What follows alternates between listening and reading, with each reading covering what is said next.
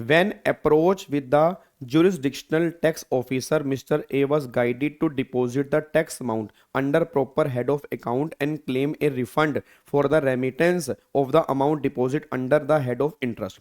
Examine the relevant provision of CGST Act 2017 towards the payment of tax and compliance with the law. मेरा पूरी class से question है।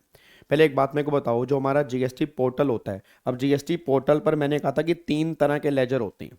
अब GST portal पर मैंने कहा था 3 तरह के लेजर होते हैं। एक तो मैंने कहा था इलेक्ट्रॉनिक लाइबिलिटी रजिस्टर होता है, एक मैंने कहा था इलेक्ट्रॉनिक क्रेडिट लेजर होता है, और एक मैंने कहा था इलेक्ट्रॉनिक कैश लेजर होता है। तो एक तो हो गया लाइबिलिटी रजिस्टर, एक हो गया क्रेडिट लेजर, एक हो गया कैश लेजर। ये 3 पॉइंट यहाँ पे आपके निकल के आते हैं, बस ये पर ध्यान देना, इसमें कोई दिक्कत तो नहीं है। अब मेरा पूरी क्लास से क्वेश्चन ये निकल के आ रहा है कि जो हमारा कैश लेजर होता है उसके अंदर मैंने कहा था कि 2 हेड होते हैं, एक तो होता है मेजर हेड, एक होता है माइनर हेड। अगर आपको याद आ रहा हो, मेजर हेड कौन सा होता है? मेजर हेड हमारा इस साइड में होता है, माइनर हेड हमारा इस साइड में होता है। मैं आपसे बस एक बात जानना चाह रहा हूं, क्या मेजर हेड को माइनर हेड में यूज कर सकते हैं? कर सकते हैं। क्या माइनर हेड को मेजर हेड में यूज कर सकते हैं? कर सकते हैं। क्या टैक्स वाले पोर्शन को इंटरेस्ट में यूज कर सकते हैं? कर सकते हैं। क्या इंटरेस्ट वाले पोर्शन को टैक्स में यूज कर सकते हैं? कर सकते हैं। क्या सीजीएसटी वाला पैसा एसडीएसटी में जा सकता है? जा सकता है। क्या एसडीएसटी वाला पैसा सीजीएसटी में जा सकता है? जा सकता है। कोई दिक्कत वाली बात नहीं है। कोई तो वो कहना चाह रहा है कि यहां पर क्या है, 30,000 जो बैलेंस पड़ा है वो इंटरेस्ट वाले कॉलम में पड़ा है। अब हमें देना है टैक्स, पैसा पड़ा है इंटरेस्ट वाले कॉलम में, तो क्या वो आपस में एडजस्टेबल है? बिल्कुल है। बट यहां पर हमें जीएसटी पीएमटी 09 फॉर्म भरना पड़ेगा, उसके बाद ये पैसा जो है मैं यूज कर सकता हूं, मुझे कोई दिक्कत नहीं है जी। ठीक है ना?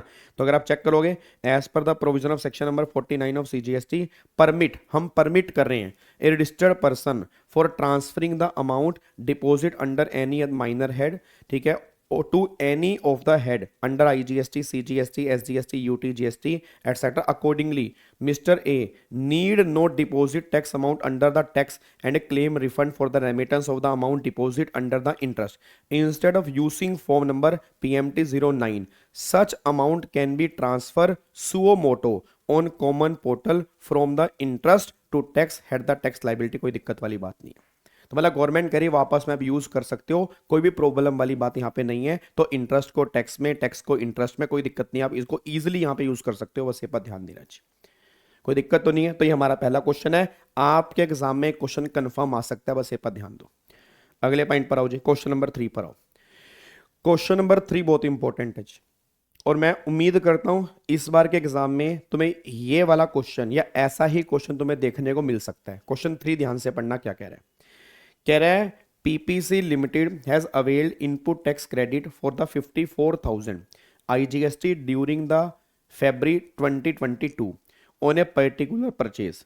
Accounting record for the above purchase indicate that IGST paid to the supplier is 45,000. As per the bill received, GSTR 1 uploaded by supplier for the above supply indicate 45,000 as the tax paid. Examine as per GST provision what value be updated in the ledger maintained on the behalf of PPC Limited on the common portal. इसका मतलब क्या है? बहुत ध्यान सुना, इसका मतलब क्या है? पहले समझो ये क्वेश्चन क्या कह रहे हैं। आपको मैंने कल भी यूट्यूब पे एक वीडियो बना के बताया था कि मेन है क्वेश्चन को समझना, आंसर में दिक्कत नहीं है। क्वेश्चन को जिसने समझ लिया ना, उसके पेपर वैसे ही सोल्व हो गए। क्वेश्चन ध्यान से पढ़ो, वो क्वेश्चन क्या कह रहा है? कह रहा है एक पर्सन ने सामान खरीदा, उस पर जीएसटी दिया। अब उस पर्सन ने ना 54,000 का आईटीसी क्लेम कर लिया। मतलब मैंने तुम्हें सामान बेचा, तुमने 54,000 का आईटीसी क्लेम कर लिया, जबकि तुमने मुझे जीएसटी जो दिया है वो दिया 45,000, और जो मैंने जीएसटीआर 1 में इनवॉइस अपडेट की है वो भी 45,000 रुपए का है। आपके 2B में जो शो हो रहा है वो भी 45,000 रुपए का है। तो वो ये कहना चाह रहा है कि जो क्रेडिट लेजर होगा, जो इस पर्सन का क्रेडिट लेजर होगा, उसमें 54,000 शो होगा या 45,000 होगा, वो तुमसे ये पूछना चाह रहा है। एक बार दोबारा से रिपीट कर रहा हूं, ये क्या कहना चाह रहा है? मान लो ये सप्लायर है, ये रिसीवर है। सप्लायर ने रिसीवर को सप्लाई की है, उसमें 45,000 रुपए का मान लो जीएसटी बनता है, 45,000 रुपए का जीएसटी बनता है। इसने इसको 45,000 रुपए का जीएसटी दी है, इसने जीएसटीआर 1 में 45,000 रुपए का इनवॉइस अपलोड किया है, इसके 2B के अंदर भी 45,000 रुपए शो हो रहे हैं। बट ये क्या करता है, ये 3B के अंदर 54,000 का आईटीसी क्लेम कर लेता है। अब इसने क्लेम किया 54, 2B के अंदर आ रहा है 45, तो क्रेडिट लेजर में 45 आएगा या 54 आएगा? तो बता दो, क्रेडिट लेजर के अंदर 54 आएगा।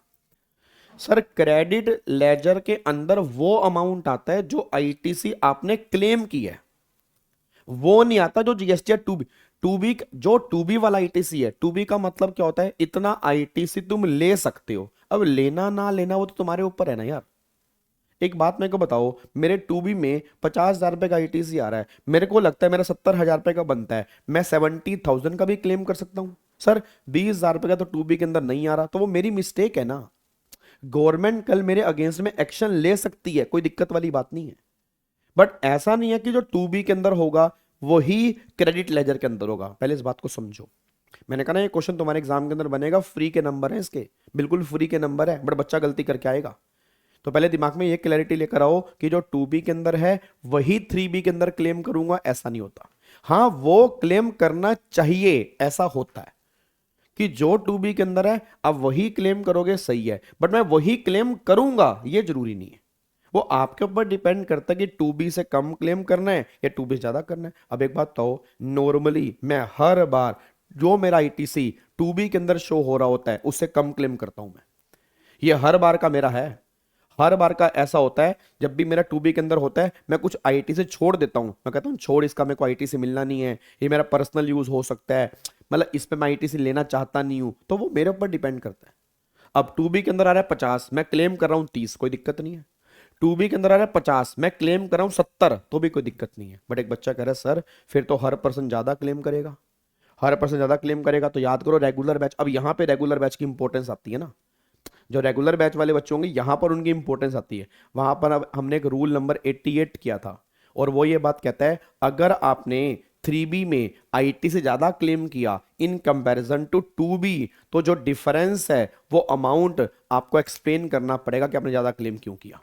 और अगर आप ज्यादा क्लेम करने के बाद एक्सप्लेन नहीं कर पाते, फिर आप अगले महीने की जीएसटीआर 1 फाइल नहीं कर सकते। जीएसटीआर 1 फाइल करना आपके लिए डी बार हो जाएगा, आपका बिजनेस बंद हो जाएगा। याद करो जीएसटीआर 1 कहां कहां पे डी बार होता है।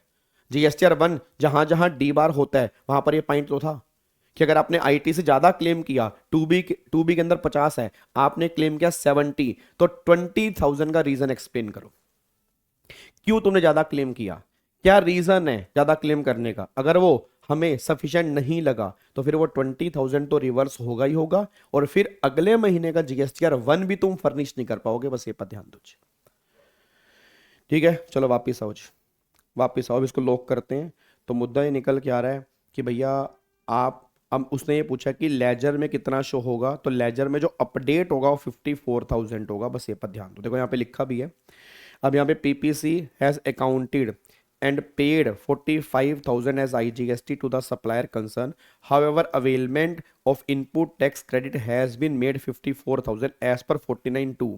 The input tax credit as self assessed in the return. उसने बोला ना खुद असेस करना पड़ता है तुम्हारा आईटीसी कितना बनता है। ठीक है, तो अपडेट जो होगा 54,000 से होगा एज पर सेल्फ असेस। ठीक है, जबकि जो शो कर रहा है 45 है, पर जो अपडेट जो होगा 54,000 से होगा। बस ये पर ध्यान दो। क्या बात मेरी समझ में आ रही है? तो ये पॉइंट हमारा निकल के आ रहा है। तो क्वेश्चन को इंपॉर्टेंट मार्क कर लेना, तुम्हारे एग्जाम में क्वेश्चन बन सकता है। अगले पॉइंट पर आओ, क्वेश्चन नंबर 5 के ऊपर आओ जी। क्वेश्चन नंबर 5 क्या कह रहा है? कह रहा है ABC and company have defaulted in the filing return under section 39 of CGST, that is GSTR 3B for month March 2022 within a specified due date. Reason for delay is attributable to delay in closure of books of accounts for March 22 which have been finalized during May 22. The GST common portal prompted for payment of late fee payable under 47 for a sum 2,000 under CGST SGST each. Accountant of ABC and company sought your confirmation for payment of such late fees through balance available electronic credit ledger for the late fees. Give your guidance in this regard. Accountant पढ़ा नहीं ना मुझसे। अगर यही accountant गाबा sir से पढ़ा होता, थोड़ा बहुत उनसे पढ़ लिया होता, थोड़ी बहुत उनकी रिवीजन क्लास भी देख लेता तो भी काम हो जाता। पढ़ा ही नहीं होगा वो, कह रहा है भाई साहब लेट फीस को आप पेमेंट कर दो क्रेडिट लेजर के बैलेंस से। वाह वाह मेरे बच्चे वाह। अबे इसको बताओ ना, क्रेडिट एक पवित्र वस्तु होती है, क्रेडिट एक पवित्र वस्तु होती है, पवित्र वस्तु को हम पवित्र जगह पर ही यूज करते हैं और कहीं पर यूज नहीं करते। तो क्रेडिट एक पवित्र वस्तु है, पवित्र वस्तु को हम पवित्र जगह पर यूज करेंगे और कहीं पर भी हम यूज नहीं करते, बस ये पर ध्यान दो। तो credit only for the payment of GST, वो भी फॉरवर्ड चार्ज वाला जीएसटी, ये तो रिवर्स चार्ज वाला है, सॉरी ये तो इंटरेस्ट है, लेट फीस है, इसको तो भूल ही जाओ। तो इंटरेस्ट और लेट फीस जो है वो कैश लेजर से ही पेमेंट कर सकते हैं, ये बात अपने दिमाग में लेके चलना चाहिए। तो यूज नहीं कर सकते जी, बात खत्म जी, हटाओ यहां से जी। गलत कह रहा है, गलत कह रहा है अकाउंटेंट जी, गलत कह रहा है। देखो लिखा है ना नोट करेक्ट, अकाउंटेंट जो है इस कंपनी का नोट करेक्ट है, ठीक है। आप इसको यूज नहीं कर पाओगे, कैश लेजर से यूज कर सकते हो, आप क्रेडिट लेजर से यूज नहीं कर सकते, बस ये पर ध्यान दो जी, ठीक है। चलो बहुत बढ़िया जी, अब अगले पॉइंट पर आओ जी।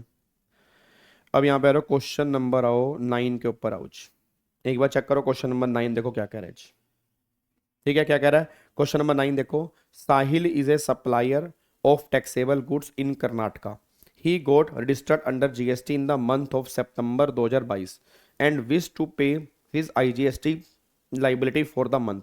Since he is making the GST payment for the first time, he is of the view that he need to mandatorily have the online banking facility to make the payment of GST. Offline payment is not permitted under GST. You are required to apprise Sahil regarding to various modes of deposit in the electronic cash ledger. Further advise him with regard to following issue. पहला, are manual challan allowed under GST? Second, what is the validity of challan, जो challan issue होता है, is cross utilisation among major and minor head of the electronic cash ledger permitted. पहले समझो मेरी बात को, वो ये बात कहना चाह रहा है कि वो नया नया बंदा जीएसटी में आया तो उसको बोला गया कि आपको ऑनलाइन बैंकिंग फैसिलिटी के थ्रू ही पेमेंट करनी है, आप ऑफलाइन पेमेंट नहीं कर सकते। पहली बात तो एक गलत है, 10,000 तक की payment over the counter allowed होती है, 10,000 तक की पेमेंट जो है वो ओवर द काउंटर अलाउड होती है, आप 10,000 तक की पेमेंट कर सकते हो ओवर द काउंटर, कोई दिक्कत नहीं है। दूसरी बात, कैश लेजर में जमा करवाने के अलग अलग तरीके होते हैं, याद करो, debit card, credit card, NEFT, IMPS, UPI, ये सब तरीके होते हैं कैश लेजर में जमा करवाने के। पहले तो हमें ये बताना है, देखो उसने पहले तो मुझसे क्या पूछा कि आप ये बताओ कि जो कैश लेजर है उसमें पैसे कैसे जमा करवाते हैं और क्या ऑफलाइन पेमेंट की फैसिलिटी है? बिल्कुल है, ओवर द काउंटर पेमेंट कर सकते हो बट 10,000 तक कर सकते हो। अब यहां से पहला क्वेश्चन आ रहा है, कह रहा है क्या manual challan allowed under GST? Answer is no, manual challan GST में अलाउड नहीं है। चलान जो जनरेट होगा वो ऑनलाइन ही होगा। पहले एक टाइम पर मैनुअल चलान जनरेट हो सकते थे बट अब मैनुअल चलान यहां पे जनरेट नहीं हो सकते। अब मैनुअल चलान की यहां पर कोई बात नहीं है, अब मैनुअल चलान की यहां पर कोई बात नहीं है। उसके बाद देखो आगे, फिर challan is valid for a period of 15 days. Challan जो है वो कितने दिन के वैलिड होते हैं? 15 दिन के लिए चलान वैलिड होता है जी। और फिर लास्ट में एक बात बताओ, क्या माइनर मेजर हेड आपस में सेट ऑफ कर सकते हैं? कोई दिक्कत नहीं है जी। अभी हमने डिस्कस किया माइनर हेड जो है और मेजर हेड जो है आपस में उसकी सेटलमेंट पॉसिबल है, कोई भी दिक्कत वाली बात यहां पे नहीं है, बस ये पर ध्यान दो। क्या बात समझ में आ रही है जी? क्या आपको बात समझ में आ रही है? पक्का पक्का जी, कोई दिक्कत तो नहीं है? क्या इसको लॉक कर सकते हैं? चलो अब ये क्वेश्चन हमारा है, बस बताओ जी। अब ये क्वेश्चन आपके एग्जाम के अंदर बन चुके हैं बहुत बार, ये आपके एग्जाम के अंदर बहुत बार बन चुके हैं सर क्वेश्चन। अब अगले पॉइंट पर आओ जी। क्वेश्चन देखो यहाँ पे, नेक्स्ट क्वेश्चन है क्वेश्चन नंबर 11। अब क्वेश्चन नंबर 11 ध्यान से देखना, ये भी क्वेश्चन आपके एग्जाम के अंदर 11 वाला बन सकता है आपके पेपर के अंदर जी। देखो यहाँ पर क्या लिखा है, कह रहा है Manik provide the following information regarding his tax and other liabilities under GST act as per the electronic liability register. पहला वो कह रहा है tax due for the month of May के महीने का टैक्स दे रखा है 25,000 रुपये, ठीक है। उसके बाद सर थर्ड एक बार फिर से, ओए इधर ओए और ढोकले इधर कहाँ है, थर्ड एक बार फिर से, इधर आना लायक कहीं के। अभी जो हमने ऊपर किया, minor head major head cash ledger में होते हैं, माइनर हेड होता है मेजर हेड होता है, पता है ना। तो वही तो वो कह रहा है, क्या वो आपस में क्रॉस यूटिलाइजेशन हो सकते हैं? हो सकते हैं। जीएसटी पीएमटी 09 फॉर्म भरना पड़ेगा, आप यूज कर सकते हो। अगले पॉइंट पर आओ। देखो नहीं, अब यहाँ पे वो कह रहा है tax due for the month of 25,000 रुपये मई के महीने का। फिर इंटरेस्ट ड्यू हो रहा है for the month of May 2,000 रुपये। पेनल्टी ड्यू हो रही है for the month of May, 3,000 रुपये की पेनल्टी यहाँ पे ड्यू हो रही है, ठीक है। फिर आगे वो कह रहा है tax due for the month of June. ये अब जून का मतलब बात हो रही है यहाँ पे, इस महीने की बात हो रही है, करंट। फिर लाइबिलिटी अराइज हुई है डिमांड नोटिस से 73 में 48,000। अब वो कह रहा है mister Manik wants to clear his liability of demand notice 73 first, discuss the provision of order of discharge of GST liability। ओ भाई साहब, याद है डिस्चार्ज का ऑर्डर क्या होता है? हेलो भाई साहब, डिस्चार्ज का ऑर्डर क्या होता है? पहले प्रीवियस टैक्स पीरियड की लाइबिलिटी पे करते हैं। याद करो बेटे, अब तुम भूल जाते हो ना, जितनी मर्जी रिवीजन कराते रहो, भूल तुमने जाना ही है। उसका सबसे बड़ा रीजन बताऊं क्या है? आपको एक तरीका बता रहा हूं जिंदगी में कभी ना भूलने का।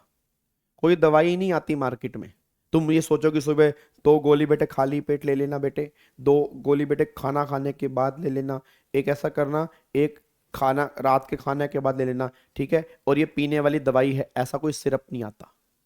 एक ही दवाई है सब कुछ याद करने की, वो है सेल्फ स्टडी, साथ में रिवीजन। मैं फिर अभी भी तुम्हें वार्निंग दे रहा हूं, 20 दिन पहले जितना हो सके सेल्फ पढ़ने पे ध्यान लगाओ। मेरे को तो आना ही है यूट्यूब पे सर, मेरे को तो मेरे को अपना काम करना है, बट मेरे साथ साथ जो बच्चा सेल्फ नहीं पढ़ेगा उसको ये चीजें याद नहीं आएंगी। मैं गारंटी दे रहा हूं तुम्हें, ये बात ये लिख लो मेरे से। और ये बात मेरी नहीं है सर, ये अजमाई हुई है, ये रैंकर्स की कहानी है, ये मेरी कहानी जो 12 साल से पढ़ा रहा हूं, जो मैं बच्चों को देखता हूं जी। Without self study, without self reading आपकी चीजें दिमाग में नहीं सेट हो सकती। मेरी रिवीजन हो रही है, ये ध्यान रखना, ये रिवीजन मेरी हो रही है। तुम्हारी कब होगी? जब मेरे से सुनने के बाद, जब तुम खुद एक बार दोबारा पढ़ोगे तब तुम्हारी रिवीजन होगी। बस ये पर ध्यान देना चाहिए, ठीक है ना। तो याद करो, अब मैं तुम्हें याद करवाता हूं जी, अब मैं तुम्हें याद करवाता हूं। याद करो, हमने पेमेंट वाले चैप्टर में क्या था कि हमारा सीक्वेंस क्या होता है? हमारा सीक्वेंस ये होता है कि सबसे पहले हमें प्रीवियस टैक्स लाइबिलिटी पे करनी पड़ती है, फिर प्रीवियस के बाद करंट वाली हमें टैक्स लाइबिलिटी पे करनी पड़ती है, फिर हमें जो डिमांड वाले ड्यूज हैं वो देने पड़ते हैं। अब मेरे को बताना, ये मई का महीना पिछला है, तो 25 और 227 और 3, 30,000 रुपये पहले ये देने हैं, 30 के बाद फिर 35 ये देने हैं, उसके बाद फिर 48,000 रुपये ये देने हैं। देखो यहाँ पर जी, पहले प्रीवियस टैक्स पीरियड, फिर यहाँ पर करंट टैक्स पीरियड, और फिर यहाँ पर आपका डिमांड नोटिस वाली लाइबिलिटी। तो पहले 30, फिर 35, फिर 48।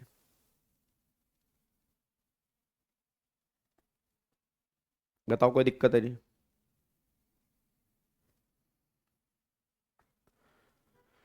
बोलो जी, कोई दिक्कत तो नहीं है? तो ये पॉइंट आपका निकल के आ रहा है जी, ठीक है। अब यहाँ पे आ जाओ क्वेश्चन नंबर 12 के ऊपर। क्वेश्चन नंबर 12 चेक करो, क्वेश्चन नंबर 12 क्या कह रहा है। क्वेश्चन नंबर 12 देखो जी फटाफट से। कह रहा है मिस्टर अतुल, हाँ जी अतुल बोल भाई, अतुल बोल फटाफट से। अतुल ऑफ चेन्नई, अतुल कहाँ का है? Chennai. Atul of Chennai is a registered dealer under GST. He has an opening balance of input tax credit of 1,20,000 रुपये IGST lying in the electronic credit laser relating to month of November 2023. During the month, a legal proceeding has been initiated under GST law which result in a tax liability of 80,000 IGST other than RCM liability. Mr. Atul agree with the tax liability and wants to use the balance lying in electronic credit ledger towards payment of the same. He seek your opinion with regard to provision of GST as to whether he is allowed to use the amount lying in credit ledger for making payment of tax liability payable as a consequence of the proceeding। बताओ जी, क्या वो कर सकता है, ये नहीं कर सकता? पहले मेरे को सारे बच्चे बोल दो। पहली बात तो एक बात बताओ, मेरा पूरी क्लास से क्वेश्चन है, आप क्रेडिट कहीं पर भी यूज कर सकते हो, only for the payment of GST. Forward charge वाला जीएसटी होना चाहिए, रिवर्स चार्ज वाला जीएसटी नहीं होना चाहिए, इंटरेस्ट और लेट फीस नहीं होनी चाहिए। अब ये रिवर्स चार्ज वाला नहीं है, अब ये रिवर्स चार्ज वाला नहीं है। क्या उसने बोला कि रिवर्स चार्ज वाला नहीं है? नॉर्मल जीएसटी है भाई, नॉर्मल जीएसटी तो यूज कर ही सकते हो ना, रिवर्स चार्ज वाला नहीं कर सकते, इंटरेस्ट नहीं कर सकते, पेनल्टी नहीं कर सकते। अब एक बार चेक करो,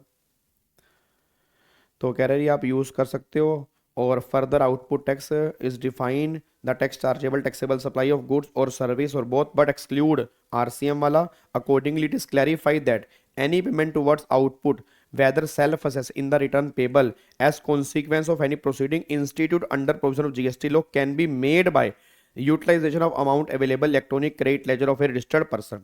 Therefore, Mr. Atul is allowed to use the amount of lying in electronic credit ledger for making the payment of tax liability payable as a consequence of legal proceeding. कोई दिक्कत वाली बात नहीं है, रिवर्स चार्ज वाला ना हो, interest ना हो, पेनल्टी ना हो, कोई दिक्कत नहीं है जी। भाई सारे नोट अलाउड। अबे क्वेश्चन ध्यान से पढ़ लो भाई मेरे, क्यों मेरे को पता, मेरे को घबराहट हो जाती है यार तुम्हें देख के यार, बड़ी जल्दबाजी कर, बहुत जल्दबाजी करते हो तुम यार, पता नहीं तुम्हें कहां जाना है भाग के। क्वेश्चन तुमने समझा है पहले? एक बार क्वेश्चन दोबारा पढ़ लो पहले, हद होगी यार यार, क्वेश्चन दोबारा पढ़ो पहले, पहले खुद क्वेश्चन पढ़ो, एक बार खुद पढ़ो, खुद पढ़ो क्वेश्चन एक बार दोबारा से, 2 मिनट लगाओ क्वेश्चन पढ़ने में।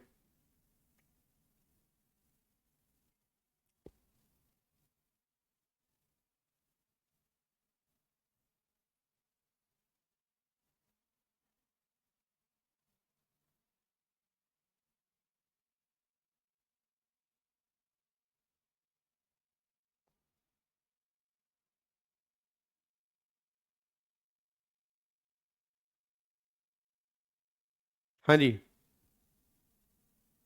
देख लिया। अब एक बार दोबारा, अब मैं पढ़ाता हूं क्वेश्चन। मिस्टर अतुल है, चेन्नई का, रजिस्टर्ड डीलर है, अंडर जीएसटी, ओपनिंग बैलेंस उसका है 1,20,000, लाइंग जो क्रेडिट लेजर में है, relating to month of November, during the month a legal proceeding has been initiate under GST law with result in a tax liability of 80,000 other than RCM liability. वो RCM वाला नहीं है, तो Atul agree with the tax liability, Atul agree हो गया tax liability से, and wants to use the balance lying in electronic credit ledger towards payment of same. क्या वो कर सकता है? कर सकता है, कोई दिक्कत वाली बात नहीं है,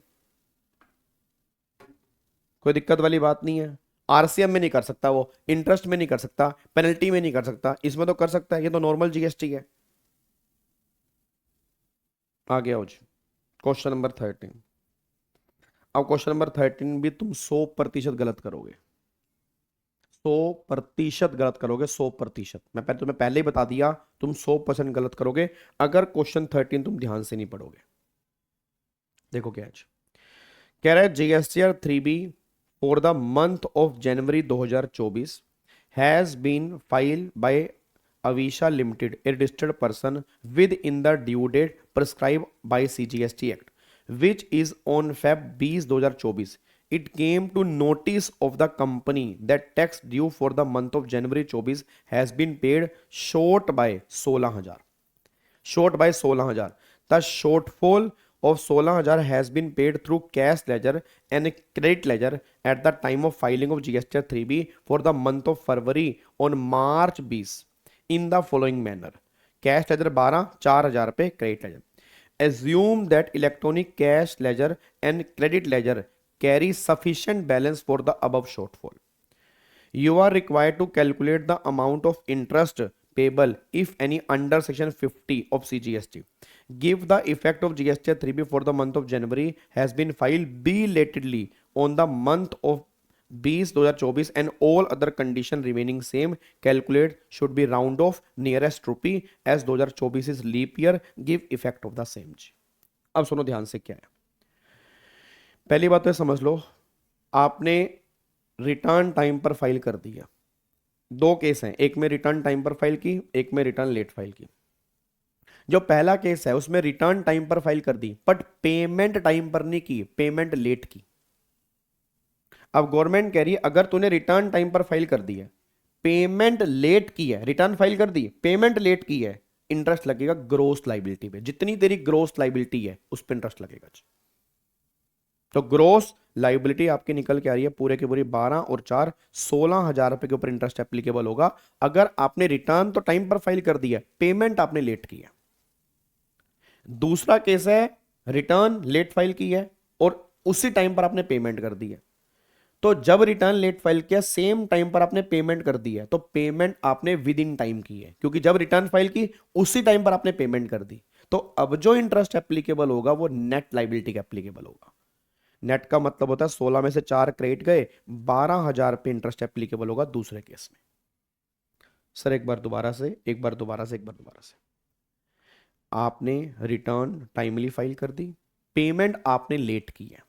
अब रिटर्न टाइम से है, पेमेंट आपकी लेट है जी। अब अगर यहाँ पे रिटर्न देखो, यहाँ पे जी अगर आपकी रिटर्न टाइम से है, पहला केस आपने return with in time file कर दिया, पेमेंट आपने लेट की है, तो इंटरेस्ट जो है पूरे 16,000 पे है 18% के रेट से 29 डेज का जी। अब ये 29 डेज यहां पे कैसे कैलकुलेट करेंगे, तो 21 फरवरी से लेकर 20 मार्च, तो ये इसके अकॉर्डिंग 29 डेज का इंटरेस्ट लगेगा। और अगर आपने रिटर्न लेट फाइल की है और सेम टाइम पर पेमेंट कर दी है, फिर लगेगा नेट का, तो 12,000 का 18% 29 दिन का इतने का इंटरेस्ट लगेगा जी। तो बस ये बात ध्यान देना जी, यहाँ पे अगर आपने रिटर्न टाइम पर है, पेमेंट लेट है तो ग्रोस का, अगर रिटर्न टाइम पर है और सॉरी रिटर्न लेट है और पेमेंट टाइम पर मतलब पेमेंट सेम डेट पर आपने कर दिया है तो फिर नेट लाइबिलिटी का इंटरेस्ट एप्लीकेबल होगा। बस ये पर ध्यान दो जी। तो ये पॉइंट आपको यहाँ पे निकल के आ रहा है। ठीक है जी, क्या बात मेरी समझ में आ रही है? पक्का पक्का इसको लॉक कर सकते हैं। तो अब जाके हमारे पेमेंट वाले सारे क्वेश्चन यहाँ पे खत्म हो जाते हैं जी। तो ये हमारे पेमेंट वाले क्वेश्चन है जी। बोलो जी, डन।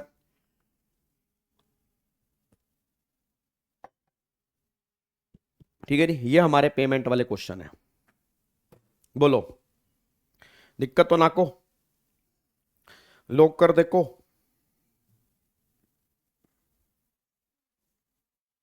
डन जी। चलो अब जाके हमारे पेमेंट वाले क्वेश्चन यहां पे खत्म हो गए जी।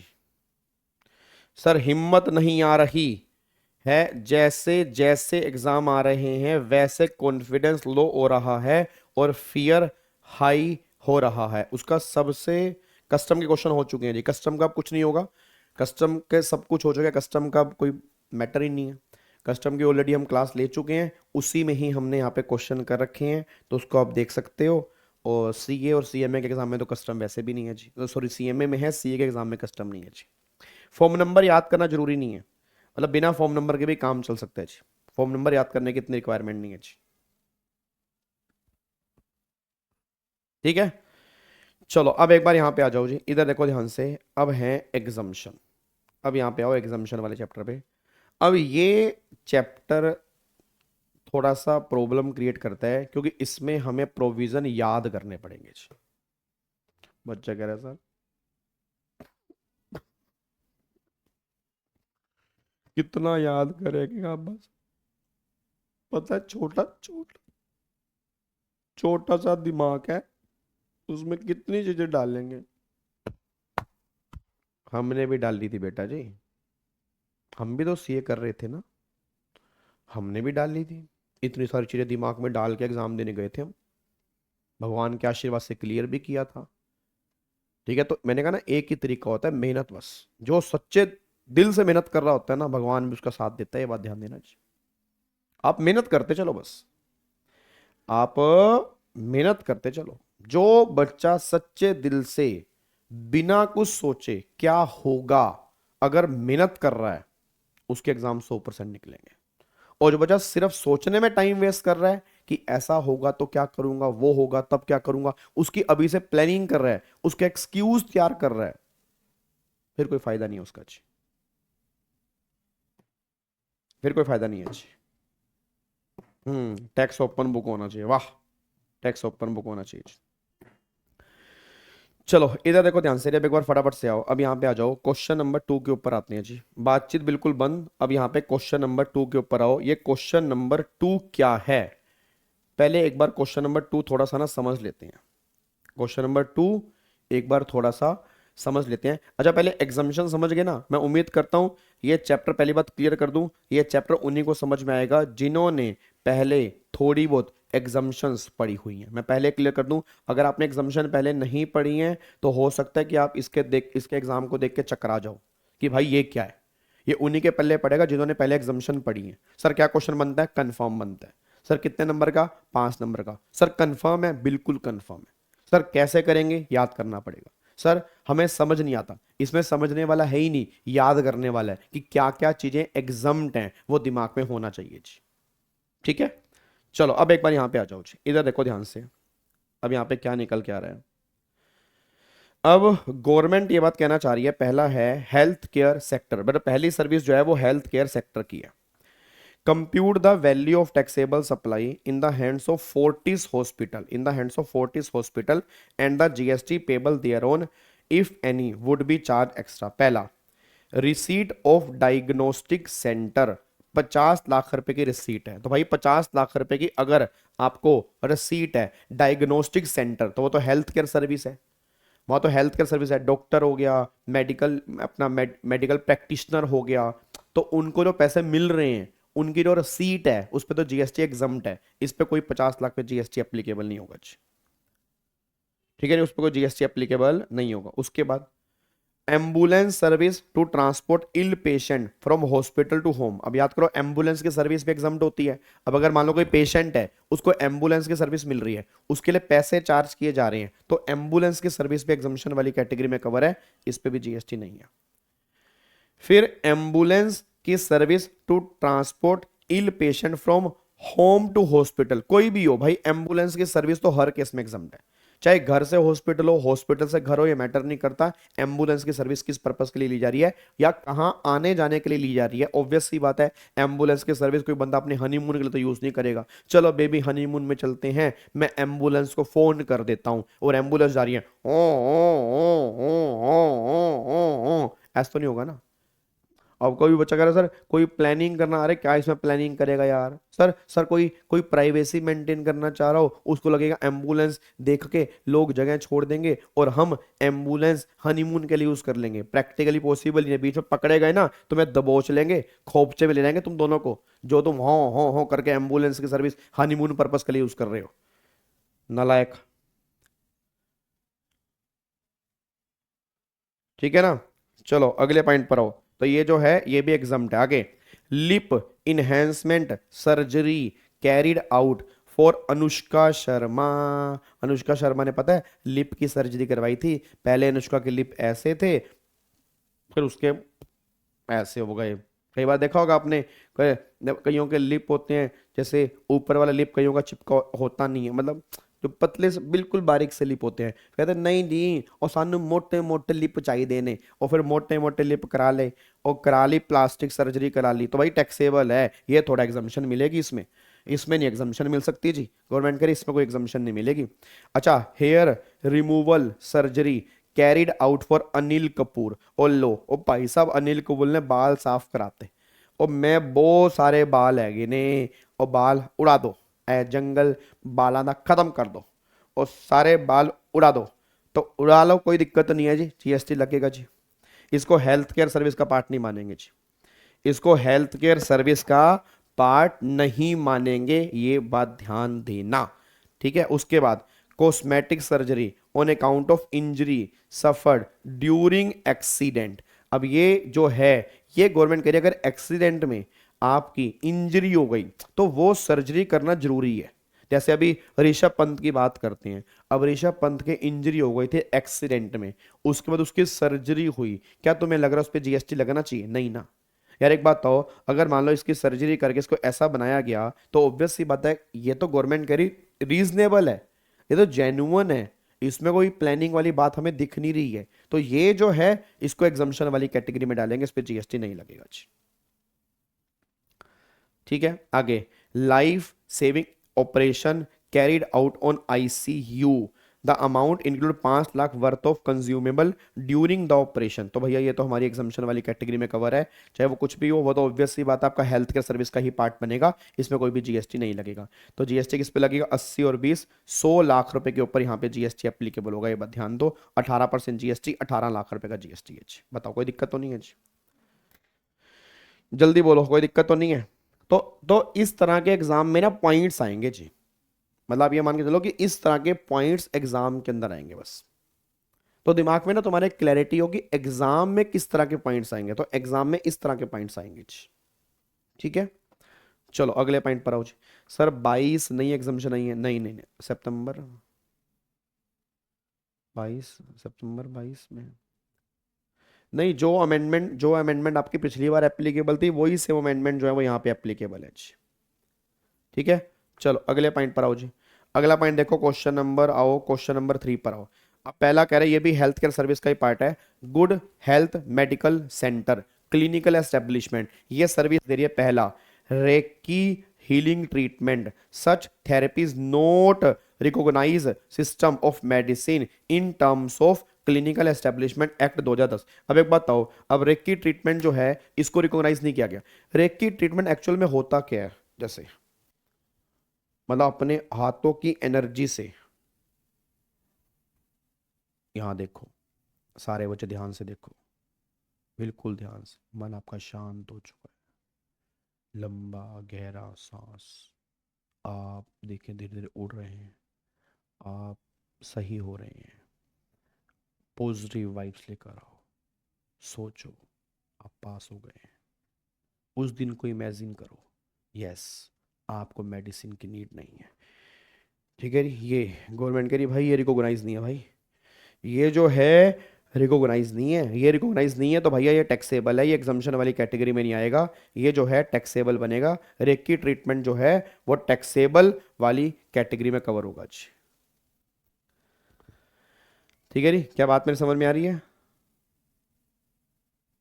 डन।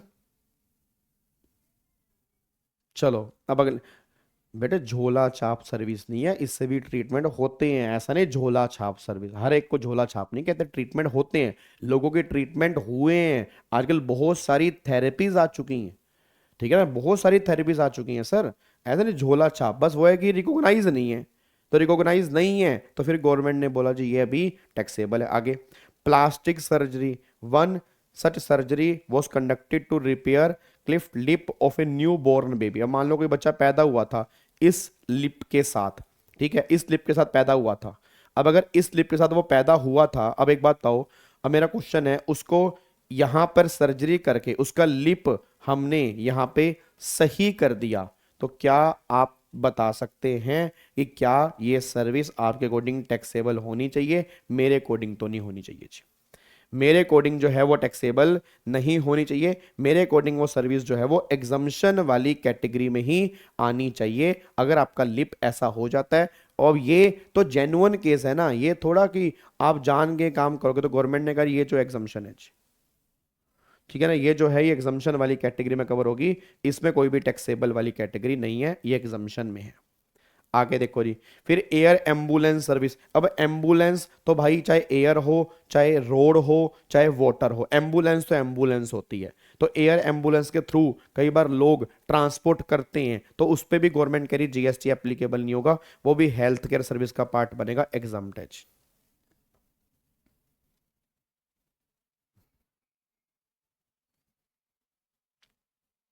ठीक है जी, अगले पॉइंट पर आओ। फिर palliative care of terminally ill patient on request of such care is also provided to patient at their home. Palliative care is given to improve the quality of life of patient who have a serious or life threatening disease, but the goal of such care is not the cure the disease. अब इसको पता है क्या बोलते हैं? Palliative care का मतलब क्या होता है कि आपको पता है कि मतलब आप बीमारी का इलाज नहीं कर सकते, बट आप इंसान को लंबा खींच सकते हो। आपको मैं सही बता रहा हूं सर, आजकल लोगों की फिजिकल हेल्थ से ज्यादा मेंटल हेल्थ डिस्टर्ब है। फिजिकल हेल्थ इतनी खराब नहीं है, फिजिकल हेल्थ खराब होने का रीजन ही उसकी मेंटल हेल्थ है। सही बता रहा हूं सर, आपकी फिजिकल हेल्थ में कोई दिक्कत नहीं होगी, आपकी मेंटल हेल्थ पहले खराब होगी, मेंटल हेल्थ से फिर आपकी फिजिकल हेल्थ खराब होगी। ये आज के टाइम का है। आप सोचते ही बहुत हो। आधे बच्चे मैं इस टाइम पढ़ा रहा हूं, इस टाइम आधे बच्चे सोच रहे हैं। पढ़ने के लिए बैठते हो, टेक्स्ट उठा के बैठने के लिए बैठ गए, लो का सोच रहे हो। लो की किताब उठा के बैठ गए, सोच रहे हो अकाउंट्स कैसे करूंगा। अकाउंट्स पढ़ने के लिए बैठ गए, फिर सोच रहे हो भाई अगला पेपर कैसे करूंगा, अगर फेल हो गया तो क्या होगा, है अगर पेपर मुश्किल आ गए तो क्या होगा। सुना है इस बार पेपर बहुत मुश्किल आने वाला है, पिछली बार अगर मेरे इतने आए तो इस बार पता नहीं कितने आएंगे, इंस्टीट्यूट रिजल्ट मुश्किल ना निकाल दे। ये तुम्हारी स्ट्रेस का रीजन बना। जब स्ट्रेस का रीजन बना तो ऑटोमेटिकली तुम्हारी फिजिकल हेल्थ पे इंपैक्ट आ गया, और जब फिजिकल हेल्थ पे इंपैक्ट आ गया तो आप क्या हो गए, आप पैनिक हो गए, चिड़चिड़े हो गए, गुस्सा करने लगे बिना बात पे लोगों पे। कोई बात नहीं है, बिना बात के गुस्से होते जा रहे हो, घर वालों सही से बात नहीं करे। आपको भी देखना ये चीजें होती हैं सर, और उसका रीजन देखना, रीजन कुछ भी नहीं है, कुछ भी रीजन नहीं है, क्योंकि जो तुम सोच रहे हो वो तुम्हारी कंट्रोल से ही परे है। आप रिजल्ट नहीं क्रिएट कर सकते, आप रिजल्ट, जो तुम्हारी मेहनत है वो तुम्हारा रिजल्ट क्रिएट कर सकती है, तुम्हारी सोच तुम्हारा रिजल्ट क्रिएट नहीं कर सकती। तो ये रीजन है आजकल, मेंटल हेल्थ रीजन है फिजिकल हेल्थ खराब होने का, फिजिकल हेल्थ रीजन नहीं है इतना आजकल। ये सबसे बड़ी प्रॉब्लम आज के टाइम में छोटे छोटे बच्चों के साथ हो रही है जी। तो ये क्या होता है जी, ये अपना प्रॉब्लम, बीमारी को सही नहीं कर सकते बट लाइफ को लॉन्ग कर सकते हैं। तो गवर्नमेंट ने कहा ये जो है ये सही है जी, ये बिल्कुल सही है, ये तो रिकॉग्नाइज है, ये अच्छी बात है। तो इसमें एग्जामिशन में है, इसके लिए हम कोई टैक्सेबिलिटी नहीं करेंगे, बस ये पर ध्यान दो, ये एग्जामिशन वाली कैटेगरी में आएगा जी। ठीक है, अगले पॉइंट पर आओ जी। अब alternative medical treatment bye yoga. अच्छा योगा भी अब आ चुका है जी, योगा भी रिकॉग्नाइज के अंदर आता है, क्योंकि योगा से ही होगा जी, योगा से ही होगा, तो योगा से होगा तो योगा भी अब सही है, तो योगा भी एग्जामिशन वाली कैटेगरी में कवर आ जाएगा जी। ये लो जी, ये पॉइंट यहाँ पे आ गया जी। अगले पॉइंट पर आओ, जिसका आंसर दे रखा है, तो आपको खाली टैक्सेबल एग्जाम नहीं लिख के आना, आपको साथ में 2-3 लाइनें चिपका के भी आनी है जी। ठीक है ना, आपको साथ में 2-3 लाइनें चिपका के भी आनी है, तब जाके आपको नंबर मिलेंगे, खाली टैक्सेबल एग्जाम के नंबर नहीं मिलेंगे जी। ठीक है, अब अगले पॉइंट पर आओ जी। नेक्स्ट हमारा है पॉइंट नंबर 4 के अंदर आओ। पॉइंट नंबर 4 क्या है, मतलब क्वेश्चन नंबर 4 कह रहा है वेल बींग हॉस्पिटल। अब जाना ना, वेल बींग हॉस्पिटल, ठीक है जी, receive the following amount in lieu of various service rendered by it. You are required to determine its GST liability from the detail furnished below, assuming the rate of GST to be 18%. Amounts given below are exclusive GST. पहला, service by cord blood bank unit by way of preservation of stem cell. पहले service ये exempt होती थी, पहले service ये exempt होती थी, अब ये सर्विस जो हो चुकी है वो टैक्सेबल हो चुकी है। कोड ब्लड बैंक क्या होते हैं, जैसे आपको बताओ, जब बच्चा पैदा होता है, जब हम पैदा हुए तो हम सारा खाना पीना कहाँ से करते थे, मदर के साथ, एक मदर के साथ हमारी एक कोड कनेक्ट होती है। जैसे ही बच्चा बाहर निकलता है नॉर्मल डिलीवरी या सी सेक्शन के थ्रू, उसकी कोड काट देते हैं, तो पहले वो कोड के थ्रू सारा सांस वांस ले रहा हो। तो ना कई लोग आजकल क्या करते हैं, स्टेम सेल प्रिजर्व करवाते हैं, स्टेम सेल से कई बीमारियों का इलाज होता है, ये सुनने के अंदर आया है, इसकी थोड़ी सी रिसर्च हुई है। अब पहले एग्जाम्प्ट होता था, बट अब गवर्नमेंट ने कहा नहीं भाई, ये स्टेम सेल की प्रिजर्वेशन जो है, हम इसको, ये बाहर चलता है, इंडिया में इतना चलता नहीं है, और अगर इंडिया में कोई करवा रहा है तो हम टैक्सेबल वाली कैटेगरी में कवर करेंगे, तो ये हमारा टैक्सेबल है, ये एग्जाम्पशन वाली कैटेगरी में नहीं आएगा। ठीक है ना, ये एग्जाम्पशन वाली कैटेगरी में नहीं आएगा। सर लास्ट में कोड वाला था, वहां था लास्ट में कोड वाला, अच्छा तो ये भी टैक्सेबल है, फिर तो ये भी टैक्सेबल है, ये भी फिर टैक्सेबल है। कोड ब्लड बैंक की सर्विस जो है ये भी, ये टैक्सेबल है। ये देखो लिखा है ना, no exemption in case of cord blood bank, तो सेम पॉइंट यहाँ पर भी, कोड ब्लड बैंक जो है वो टैक्सेबल नहीं, टैक्सेबल है, एग्जाम्पशन में नहीं आएगा जी। आगे देखो, हेयर ट्रांसप्लांट सर्विस, आजकल लोग, आप तुम्हें पता ही है जी, आजकल भाई साहब बड़ा माड़ा काम चल रहा है भाई, 20-20 साल के नौजवान गंजे होते जा रहे हैं भाई। टेंशन, आधी दिक्कत पानी की, आधी दिक्कत टेंशन की, टेंशन से बाल उड़ते हैं भाई, टेंशन से बाल उड़ते हैं जी, बिफोर आफ्टर, फिर वो विग, आजकल विग चल पड़ी है, ठीक है ना। अब ऑब्वियस सी बात है, विग सब्सटीट्यूट है, विग वो तुम्हें फील नहीं देगी जो ओरिजिनल वाला काम है। मेरे को याद है, मेरे मासी के लड़के ने विग लगाई, मुझे पता नहीं था, मैंने कहा यार इसके बाल बड़े अच्छे लग रहे हैं, बड़े भाई साहब बड़ा लग रहा है। कुदरती कुदरती क्या हुआ वहां पे, मजे ले रहा था वो, मासी लगा मेरा, छोटे बच्चे ने भाई साहब उसके बाल खींच लिए। अब हमारे बाल खींचेगा तो हमारे बाल, उसके बाल खींचे तो विग बाहर आ गए, विग बाहर आ गए तो मेरी आंखें फट गई। मैंने कहा भाई सोनू ये क्या है।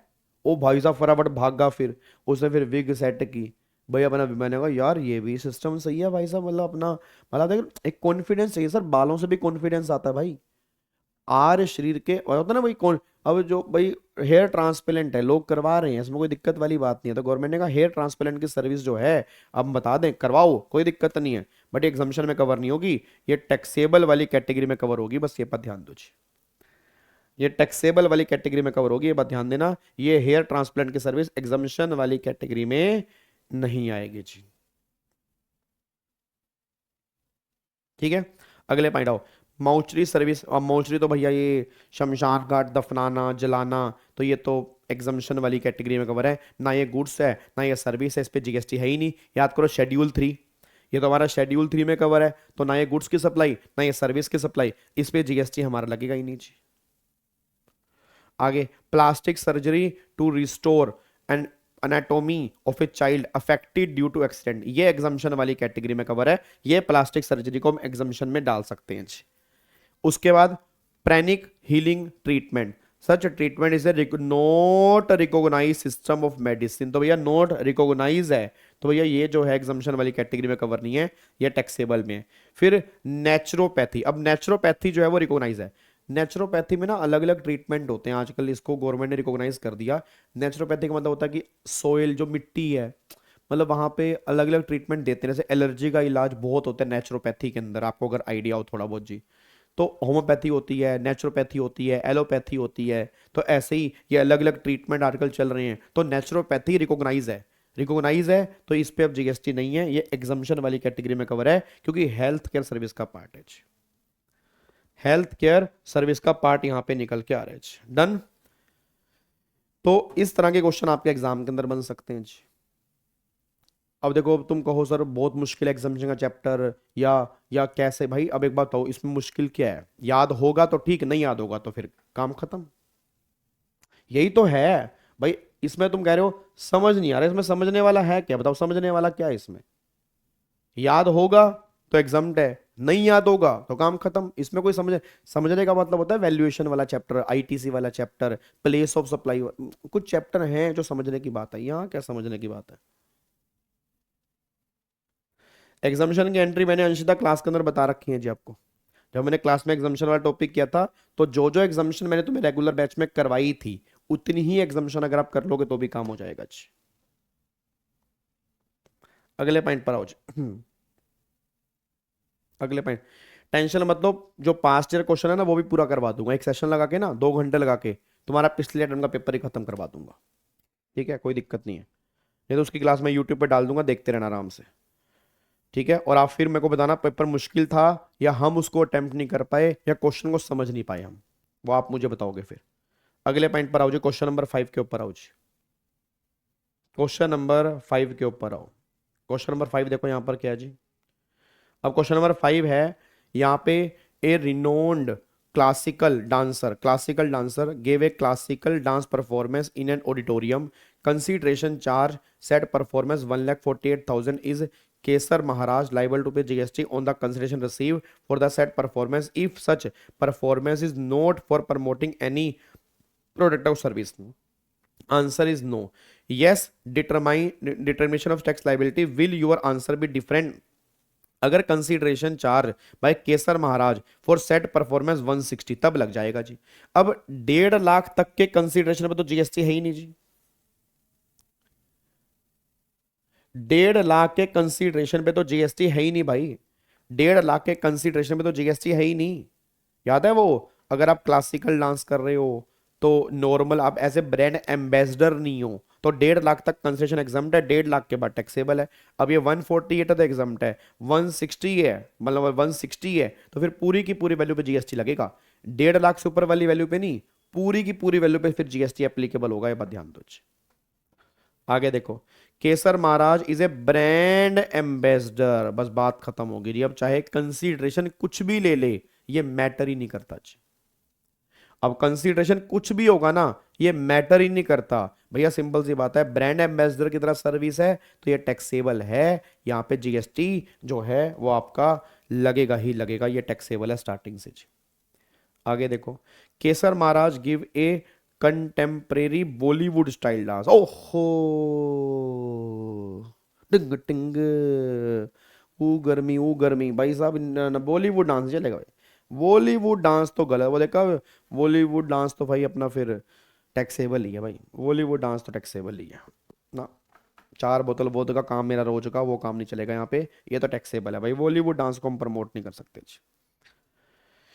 ठीक है जी, बॉलीवुड डांस में टैक्सेबल वाली कैटेगरी है। अब यहाँ पे एक बार आप देख सकते हो जी। यहाँ पे आप देख सकते हो एक बार, बोलो कोई दिक्कत परेशानी है तो।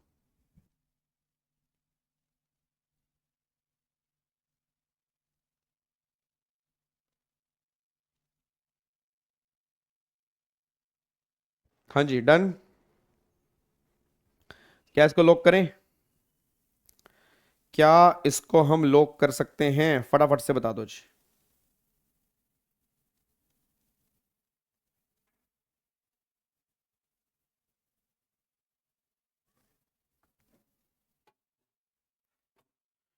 चलो अगले पॉइंट पर आओ। अब यहाँ पे आ रहे क्वेश्चन नंबर 6 पे आना, एक बार क्वेश्चन नंबर 6 देखो जी। अब क्वेश्चन नंबर 6 पर है ट्रांसपोर्टेशन ऑफ पैसेंजर। ध्यान से, mister a boarded Rajdhani express. अच्छा, फुली एसी भैया, फुली एसी है भैया, फुली एसी, एसी ट्रेन तो टैक्सेबल है। ठीक है, from Kanpur on 5 July and disembark at New Delhi, he hire a car from a local cab operator for the whole day on a lump sum consideration and visit Delhi historical monuments. अब बताओ यहाँ पे taxable होगा नहीं होगा जी? बिल्कुल टैक्सेबल होगा जी। अब यहाँ पे देखो, उसने बोला car rented for whole day lump sum consideration since travel by only meter cab is cover and. जो मीटर कैब है वो एग्जाम्शन में कवर होती हैं, जो बाकी कैब होती हैं, रेंटेड कैब होती हैं, वो एग्जाम्शन में कवर नहीं है। फिर मेट्रो ली, तो मेट्रो पे तो जीएसटी है नहीं, मेट्रो मोनोरेल ट्रैम पे तो इस पे जीएसटी जो है एग्जम्प्ट है। फिर flight to Mumbai at Mumbai airport he use radio taxi. अब रेडियो टैक्सी भी जो है वो जीएसटी के दायरे में आती है जी। देखो, मेट्रो तो एग्जम्प्ट है, एयर ट्रैवल एग्जम्पशन में कवर नहीं है, जीएसटी लगेगा। उसके बाद रेडियो टैक्सी जो आपने ली है वो भी एग्जम्पशन में कवर नहीं है, जीएसटी लगेगा। फिर रेल ट्रैवल अगर स्लीपर क्लास में की है तो वो एग्जम्पशन में आती है, उस पर कोई जीएसटी एप्लीकेबल नहीं होगा। तो एक ही क्वेश्चन में उसने कितने सारे क्वेश्चन तुमसे पूछ लिए जी? एक ही क्वेश्चन में कितने सारे क्वेश्चन उसने तुमसे पूछ लिए, बस ये पर ध्यान दो जी। क्या बात समझ में आ रही है? हो हो, क्वेश्चन की भी अपनी महिमा है भाई। आ जाओ आ जाओ आ जाओ, शाबाश शाबाश शाबाश शाबाश शाबाश शाबाश शाबाश शाबाश मेरे बच्चे, फटाफट से आओ जी। अब एक ये क्वेश्चन अभी करेंगे, उसके बाद फिर एक ये वाला क्वेश्चन अभी हम करेंगे, ये 2 क्वेश्चन अभी हम करेंगे। उसके बाद सुनो, उसके बाद एक बार लिखो, क्वेश्चन नंबर 11 तुम्हारा होमवर्क है, एक बार लिखना। पेन उठा, पेन मेरी तरफ मत, मेरी तरफ नहीं देखना, मेरी तरफ, आंखें बंद कर। इस प्यार से मेरी तरफ ना देखो, प्यार हो जाएगा। लिखो, क्वेश्चन नंबर 11 होमवर्क है। क्वेश्चन नंबर, अरे 20 नंबर वाला क्वेश्चन भी कर लेंगे ना लायक को, पहले ये तो करा दूं, 5-5 नंबर वाले तो ले लो पहले। हाँ जी, क्वेश्चन नंबर 11, उसके बाद 12 लिखो, 12, 11, 12, उसके बाद 13, 13, फिर 13 के बाद 16, 13 के बाद 16, उसके बाद यहाँ पे 16 के बाद आप करेंगे 20, 20 के बाद आप करेंगे यहाँ पे 24,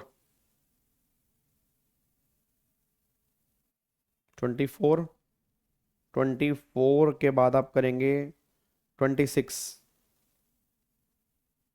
26, 29, 29, ठीक है जी। 29 के बाद 32, 32 और 33, बस 32 33 जी। ठीक है, ये सारे क्वेश्चंस हैं, तो ये आपने घर से प्रैक्टिस करनी है। और ये कहाँ मिलेगा पीडीएफ? उस लिंक में, जो तुम्हें लिंक दिख रहा है ना, इसको भी सेव कर लो 2 मिनट लगा के, फिर बाद में कहोगे लिंक गायब हो गया। इस लिंक को सेव कर लो, सबके पास वैसे ही लिंक होगा। इसमें जीएसटी क्वेश्चन बैंक के नाम से एक फाइल होगी, उस क्वेश्चन बैंक में चैप्टर नंबर 8 होगा, उसमें तुम्हें क्वेश्चन मिलेंगे जी। ठीक है सर, नेक्स्ट क्लास में क्या करेंगे? नेक्स्ट क्लास में हम करेंगे मिक्स क्वेश्चन जी। नेक्स्ट क्लास में वो क्वेश्चन कराऊंगा जो पहला क्वेश्चन होता है ना, पहला क्वेश्चन जीएसटी के मास्टर क्वेश्चन, मतलब जो पहला क्वेश्चन बनता है 15-20 नंबर वाला क्वेश्चन जो बनता है, जैसे बच्चा कहता है सर वो क्वेश्चन कब करेंगे, वो 15-20 नंबर वाला मिक्स क्वेश्चन, वो बता दो, उसी में दिक्कत है, टेंशन मत लो, वो ही तुम्हारी प्रॉब्लम खत्म कर दूंगा मैं। तो नेक्स्ट क्लास में हम वो डिस्कस करेंगे, ये बात ध्यान देना चाहिए। ठीक है जी। तो अच्छा सर, फिर बाकी रजिस्ट्रेशन रिटर्न वाले चैप्टर के क्वेश्चन ऑटोमेटिकली वो साथ में कवर हो जाएंगे, ऑटोमेटिकली वो साथ में कवर हो जाएंगे, वो तुम टेंशन ना लो। अब एक बार फटाफट से आओ, पहले क्वेश्चन नंबर 7 पे आओ। पहले क्वेश्चन नंबर 7 अभी हम यहाँ पे कर रहे हैं। 7 देखो कह रही, 7 है public transport use to travel within a state through waterways. तो इनलैंड वाटरवेज, याद है इनलैंड वाटरवेज एग्जाम्प्ट होता है, इनलैंड वाटरवेज एग्जामिशन में आएगा जी। ठीक है, तो वह एग्जामिशन में आ गया। आगे, transportation of public in AC stage carries. तो एसी स्टेज कैरीज जो है वो टैक्सेबल है, नॉन एसी वाला एग्जाम्प्ट है, एसी वाला टैक्सेबल है। आयुर्वेदिक एग्जाम्प्ट है, आयुर्वेदिक जो है वो एग्जाम्प्ट है। Travel by auto rickshaw, auto rickshaw exempt है, ऑटो रिक्शा में ट्रांसपोर्टेशन एग्जाम्प्ट है। उसके बाद पब्लिक ट्रांसपोर्ट और passenger through metro monorail tramway, तो मेट्रो मोनोरेल ट्रैमवे ये भी एग्जाम्पशन वाली कैटेगरी में आता है।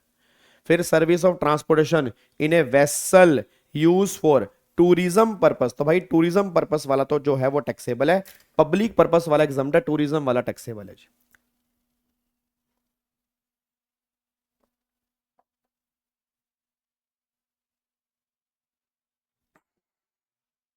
डन, लोग करें इसको, पक्का पक्का। चलो अब यहां पे आओ, क्वेश्चन नंबर 9 के ऊपर आओ जी। क्वेश्चन नंबर 9 देखो जी, पहला transportation of goods by courier agency. अब कोरियर जो तुम्हारे घर में डीटीडीसी वाले आते हैं, डिलीवरी वाले आते हैं, ठीक है, ये जितने भी कोरियर वाले तुम्हारे घर में आते हैं, शिप रॉकेट वाले हो गया, ये सब टैक्सेबल वाले हैं, इसमें कोई एग्जाम्पशन नहीं मिलेगी। फिर गुड्स ट्रांसपोर्टेशन, अब गुड्स ट्रांसपोर्टेशन अगर आप ट्रांसपोर्टेशन की सर्विस है तो उस केस में गवर्नमेंट ने कहा एग्जम्प्ट है, बट ऑब्वियस बात है अगर कुछ स्पेसिफाइड गुड्स हैं तो एग्जामिशन में आते हैं। अगर उसने कुछ नहीं कहा, नॉर्मल गुड्स की ट्रांसपोर्टेशन टैक्सेबल है। Transportation of goods through national waterways, inland waterways, तो मैंने पहले ही बोला इनलैंड वाटरवेज तो एग्जामिशन वाली कैटेगरी में है, वो टैक्सेबल नहीं है। फिर गुड्स ट्रांसपोर्टेशन बाय एयर, याद है एयर वाला केस टैक्सेबल है, एयर वाला केस जो है वो टैक्सेबल वाले में आएगा, तो एयर वाला केस देख लो टैक्सेबल है। लो जी, बताओ क्या बच्चों वाले क्वेश्चन है यार, इससे आसान क्वेश्चन और क्या ही बनेगा जी। डन है जी। ठीक है, बाकी एक बार अपने घर से ट्राई कर लेना, सारे बच्चे सारे ट्राई कर लेंगे, कोई डाउट हो तो आप मुझसे पूछ लेना या इस वीडियो के कमेंट बॉक्स में डाल देना, ताकि कल उसको पहले हम डिस्कस कर लेंगे, देन फिर हम जीएसटी के मास्टर क्वेश्चन करेंगे जी। ठीक है, कल की क्लास का एक बार मैं आपको बता दूंगा, कल शायद मुझे होम टाउन निकलना पड़े, कल नहीं होगी तो फिर परसों संडे को होगी, अगर कल होगी तो संडे को छुट्टी होगी, अगर कल नहीं होगी तो फिर मैं संडे की टाइमिंग आपको बता दूंगा, फिर हम संडे को क्लास ले लेंगे जी। ठीक है, तो क्योंकि मैं आपको बता दूंगा एक बार जी। डन, चलो thank you so much, God bless you, love you all, bye bye. सारे बच्चे इसको कमेंट करके जाएं, चैनल को सब्सक्राइब कर लो। अभी भी कम से कम 55% बच्चा ऐसा है जो अनसब्सक्राइब है, कमाल की बात है वैसे उसकी, भाई साहब सब्सक्राइब कर लो, घंटे का बटन प्रेस कर दो, मैक्सिमम शेयर कर दो। Thank you so much, God bless you, जय हिंद, थैंक यू सो मच।